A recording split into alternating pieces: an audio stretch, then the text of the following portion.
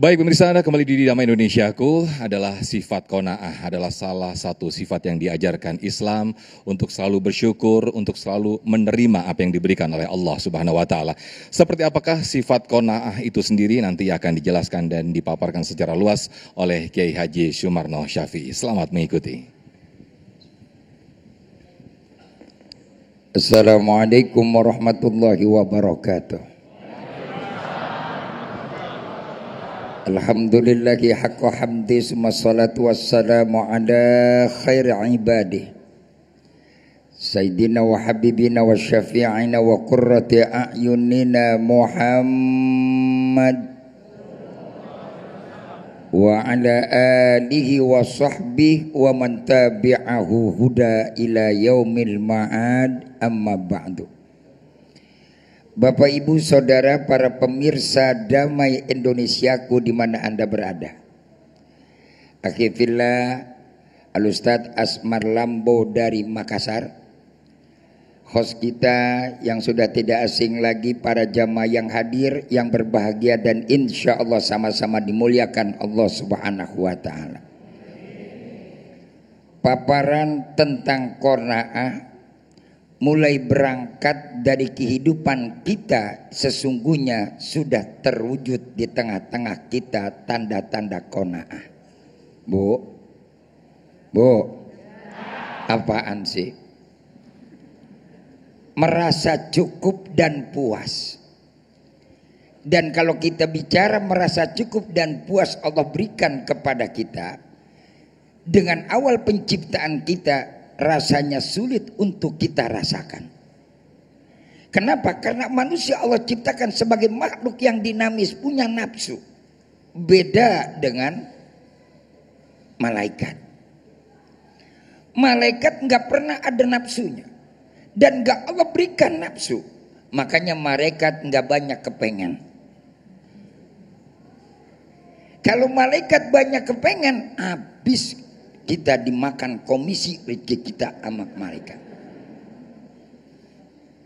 Apalagi malaikat pemberi rezeki yang mendapatkan mandataris dari Allah untuk memberikan rezeki kepada hambanya. Andaikan malaikat Allah kasih nafsu, apa yang terjadi?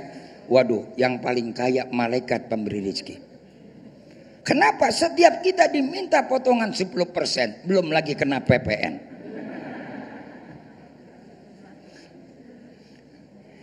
Karena itu saudara-saudara hadirin rahimakumullah, menarik kata Imam Syafi'i, wa man dzakal qanu'in fa anta wa malikid dunya sawa. Orang yang memiliki punya jiwa yang qanaah. Sebab qanaah itu adanya di hati, bukan di otak. Di diri kita. Orang mau membanding-bandingkan karena perasaan dan hati kita yang bergejolak. Kalau andaikan hati kita nggak bergejolak, saat itu barangkali kita nggak pernah membanding-bandingkan. Jangankan yang jauh-jauh, ketika ibu duduk di majelis ilmu, ngelihat yang beda kudungannya juga pasti ngebandingin. Beda aja penampilan, yang sebelah Noel.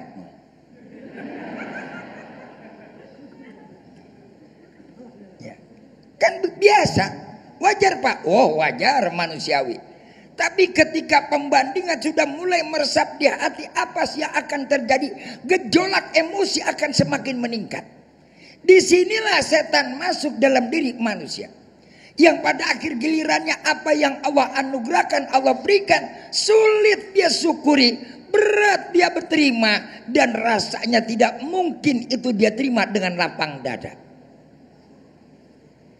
Saya sering sampaikan ada satu doa ketika kita munajat kepada Allah. Bahkan itu sering dibaca ketika kita tawaf. Rabbi qani'ni bima razaqtani wa barik li fima a'taitani. Dan kesimpulannya itu doa pun dibaca ketika kita pada waktu baca doa kunut. Allahumma barik lana fima a'tait. Yang paling berat ini adalah kita menerima yang Allah berikan. Karena Allah memberikan sekehendaknya Allah, bukan semaunya kita. Bu, kepengen kan hidup kita semuanya juga enak.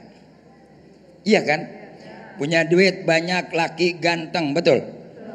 Bapak juga demikian, punya pekerjaan lancar, hasilnya gede, istri cakep.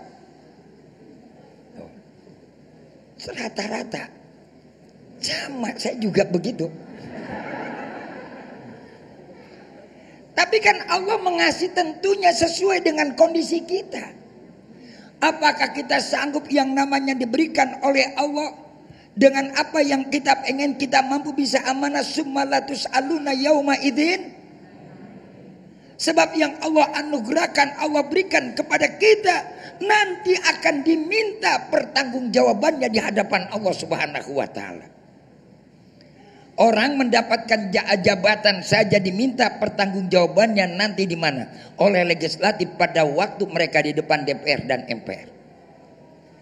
Andaikan mereka di depan manusia dan depan orang lain bisa berkilah, tapi di hadapan Allah jangan coba-coba. Sebab kita semuanya akan menghadap kepada Allah. Soal siapa yang duluan menghadap terserah, yang mau duluan ngacung. Ayo, siapa yang kepengen duluan? Apa ibu mau duluan? Biar rendah, saya mah belakangan. Bapak sama ibu boleh duluan. Berat nanti kita ditanya oleh Allah. Al-yauma nakhtimu ala afwahihim wa tukallimuna aydihim wa tashhadu arjuluhum bima kanu yaksibun. Begitu Allah tanya, makanya ketika kita bawa banyak kemauan, sadar, apakah mampu kita menanggung amanah yang Allah berikan kepada kita? Apakah kita nanti bisa menjawab semuanya? Sementara kemauan kita berbeda. Ibu pengen berdandan, harusnya bercantik-cantik depan suami. Kenapa ibu berdandan hanya untuk orang lain?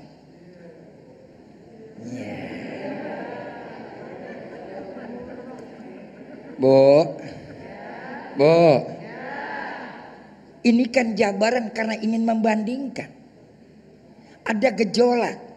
Begitu ada gejolak, di situ ada emosi.